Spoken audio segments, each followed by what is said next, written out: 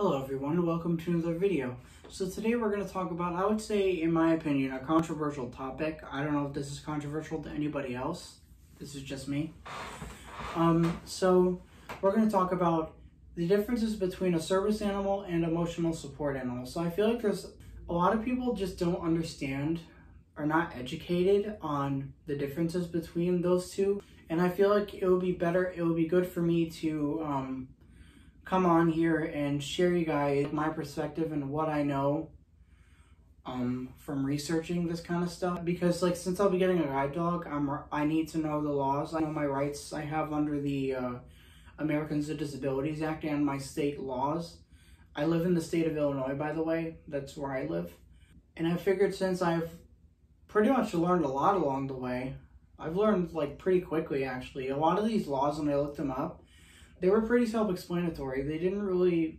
I wasn't really confused or anything. It made total sense to me. After doing months and months of research on this stuff for me to get ready to become a guide dog user,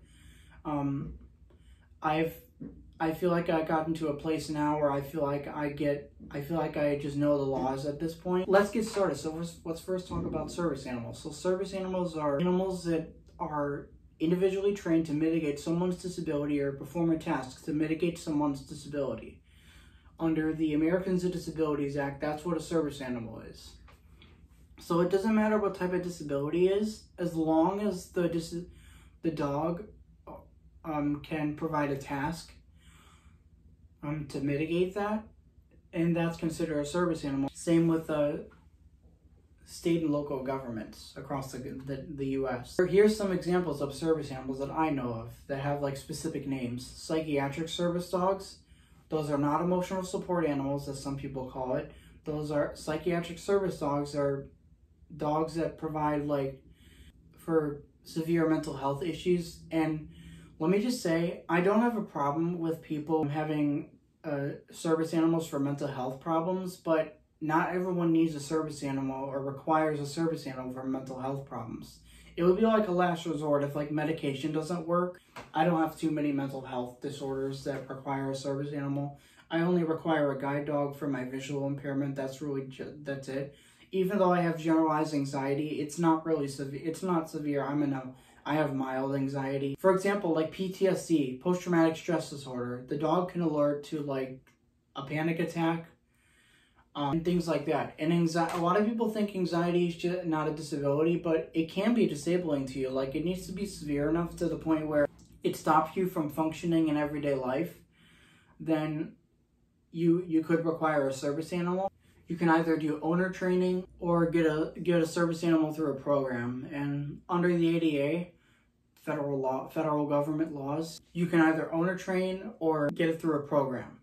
And let's talk about and another one is also guide dogs, specifically to guide the blind or visually impaired, because the only task it's provided to do is guide work.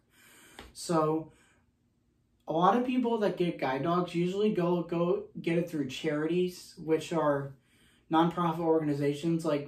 Their guide dog schools, 13 of them across the U.S. They do training for people who are blind or visually impaired like myself. I'm going to Guiding Eyes for the Blind, which is a guide dog school located in Yorktown Heights, New York. They offer the residential program, which is where we go to the school, get training with their dogs that they match us up with. Because these dogs get 2 years of training in these schools prior to candidates receiving them, like myself. I still have to be matched up with a guide dog, for example. And plus, this is what my school offers. You have to be legally blind, 16 years or older, be committed to keeping up the training and providing care to the dog, because that dog is not just a working dog in your household, but it's also your pet. And they basically live in your household and a family member. And it's really a special experience, and I'm really excited to get that experience, and I can't wait to show you guys my new guide dog when that time comes. And I'll definitely update you guys. Service animals to task is a hearing dog to alert to if someone's coming behind them, something like that. Autism response dog, I think, to alert to the person to not run away, I think, maybe. I'm not really educated on that. That's just something that I kind of remember. For mobility assistance dogs, like to assist someone in a wheelchair, to like pull them, or like if their handler like falls, for mobility, standing issues, the dog can like lock themselves up, help them pull themselves up. Now let's talk about emotional support animals, which are they are not under the Americans with Disabilities Act, the ADA of 1990. Emotional support animals like therapy dogs or companion dogs that are just pets, they are not service animals under the ADA because they don't provide a task to mitigate someone's disability. They only provide comfort because that's just what dogs like. They sense stress and they try to comfort you, which is really nice, but also I've seen a lot of people bring their emotional support animals or their pets to public places because they think it's quote-unquote fun. There's a reason why we get angry at that, and there's also a reason why we get quote-unquote dramatic, as some people say, because your dog can be a threat to my dog and also is a threat to everybody's safety. And service animals are allowed to be in that type of space as long as they're focused on their owner and not focused on everything else. And I just hate it when people just abuse the system or think they're over the law. They are not over the law, no matter what type of dog no matter if it's a pet dog, etc. It doesn't matter. Those are differences that I could think of that are pretty straightforward. For those of you that are business or might be confused, I highly encourage you to go look up the Americans with Disabilities Act, ADA.gov of 1990. And if you guys want the laws, I'll post a link down to the ADA under service animals in the description, so you guys can learn more if you want on like the laws, etc. Plus, I've seen like how trickier and trickier it's gotten for people, for some handlers. And it's really becoming a big issue. I've seen the harmful impact that it's given, that it has to other service dog handlers with like problems with like access issues, etc.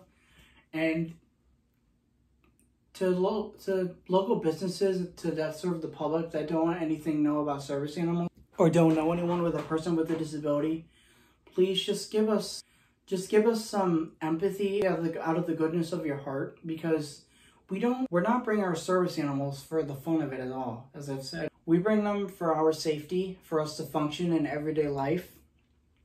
And they really do make a world of a difference for us. And a lot of people need to know the laws. And like, I understand if some local businesses may not understand the laws properly, but like, you need to at least try to give us some empathy, because it's not only discriminating against my service animal that I need, it's discriminating against me because I need the dog to function in everyday life, and you are discriminating against a piece of my body that I need to function. I hope you all enjoyed this video today. I hope you found this helpful in ways.